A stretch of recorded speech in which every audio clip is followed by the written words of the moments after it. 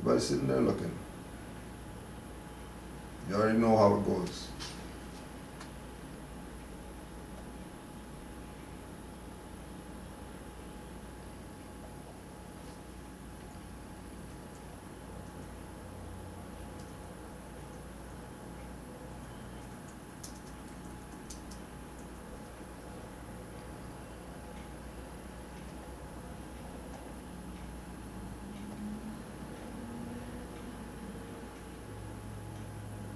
Islam.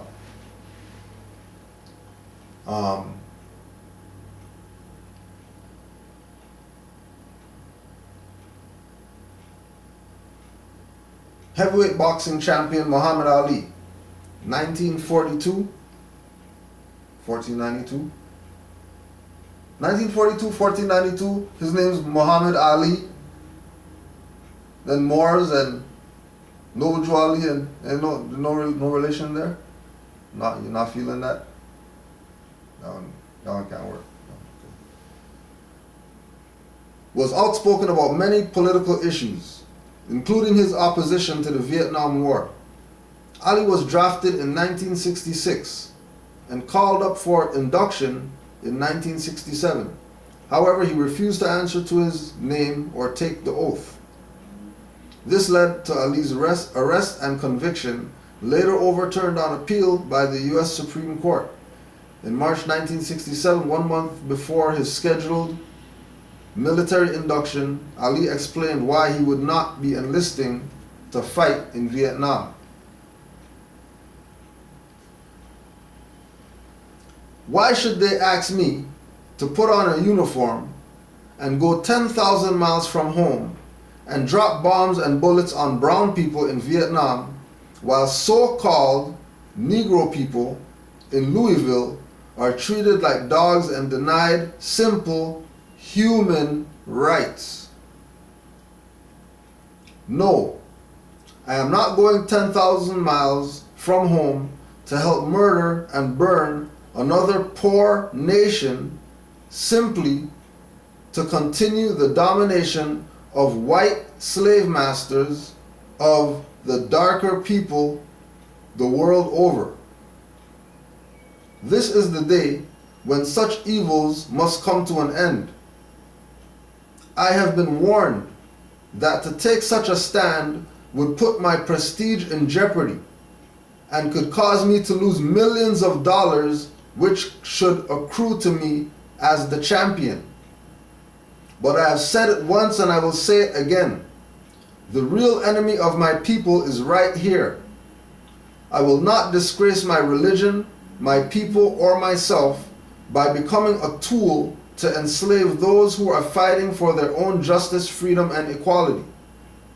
If I thought the war was going to bring freedom and equality to 22 million of my people, they wouldn't have to draft me. I'd join tomorrow. But I either have to obey the laws of the land or the laws of Allah. And I have nothing to lose by standing up for my beliefs. So I'll go to jail. We've been in jail for 400 years. Now,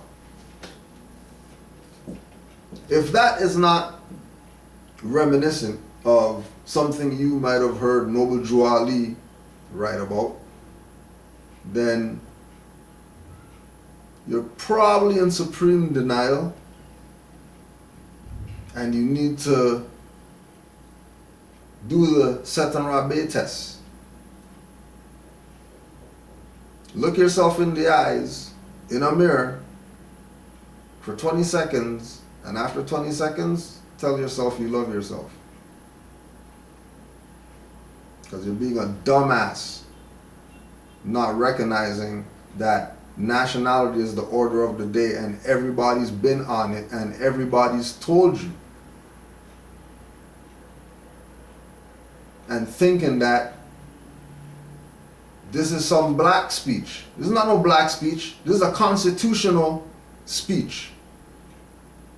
He's talking about law of the land in his speech. Law of the land is the Constitution. So he knows at least that much. If you're going to call him a black guy, okay, fine.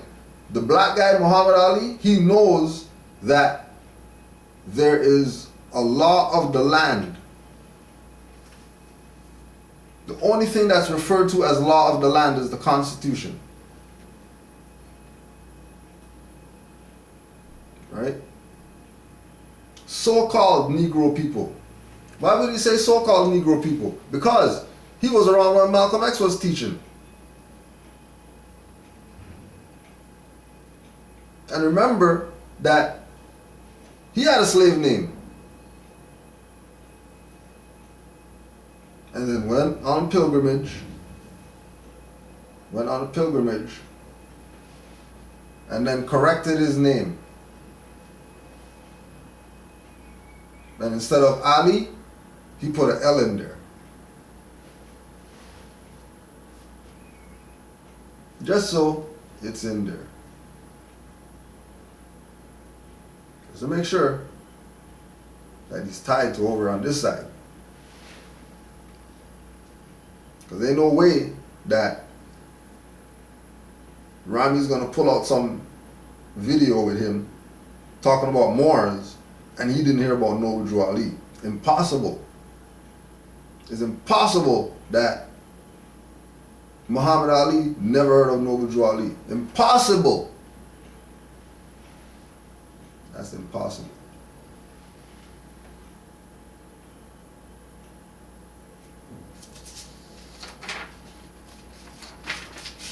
Right?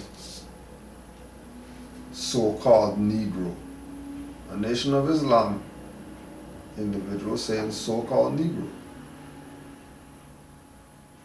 Saying that he has the religious right to not go fight.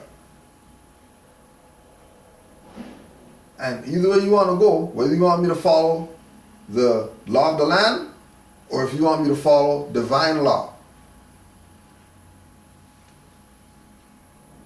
Regardless which way you go, my stance is going to be the same because I don't lose in this situation. So I'll go to jail.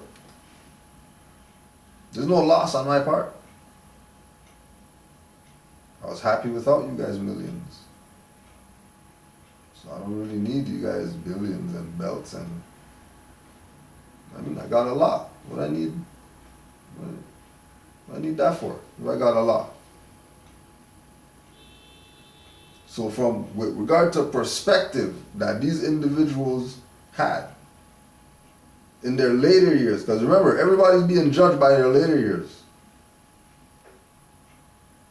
Everybody's being judged by, after they come out of they're not a slave name. Now what happens now moving forward? Everything switches. Right? So you see El Hajj, right? Now article that I found on Muhammad Ali by Chuck Modiano. Chuck Modiano.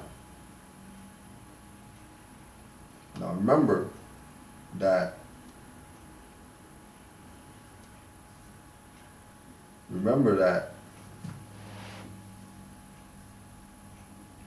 this individual, his name is Ali, right? And other than Negro, black, colored, whatever else people, everybody knows about the history of the Moors. It's not even something that is arguable. Everybody knows.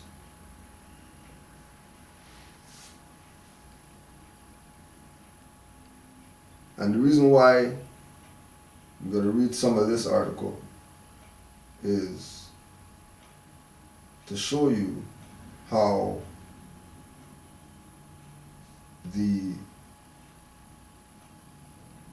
operations of making sure that black things fail, right? The things that are put in place to make sure that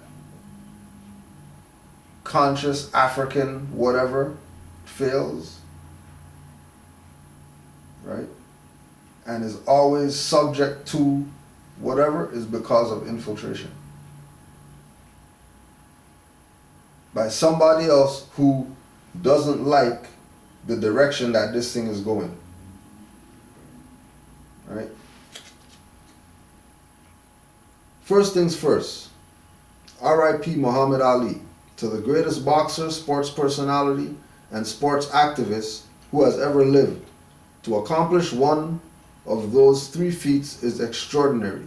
To accomplish all 3, he must be the greatest. Consider me both Ali's #1 and 1 billionth fan, because there seems to be a worldwide tie right now.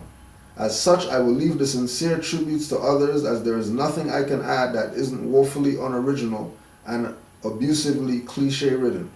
For the sincere ones, let's take it back to a critical date in sports and political history. The fight of the century between Muhammad Ali and Joe Frazier aided and abetted what could be called the burglary of the century in Media, Pennsylvania. Before whistleblower Edward Snowden exposed the mass surveillance powers of the National Security Agency, a group of 8 Vietnam War activists stole FBI files and exposed over 1,000 FBI documents of criminal activities under the tyrannical leadership of J. Edgar Hoover. The heist included documents on the now infamous COINTELPRO, which illegally and ruthlessly infiltrated anti-war activists and protest groups with such an extreme force on African American organizations and leaders, as Hoover directed all of the Bureau's offices to expose, disrupt, misdirect, discredit, and otherwise neutralize. Remember that African is synonymous with Moor. Notice they didn't say black. Notice that when they say African American, they're saying Moorish American.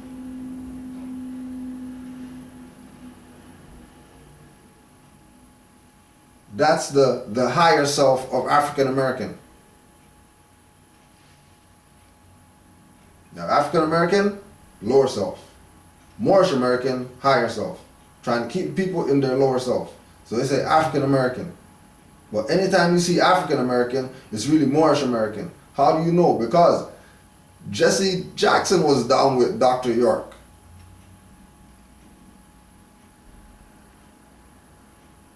So don't think nobody knows. Everybody knows what's up.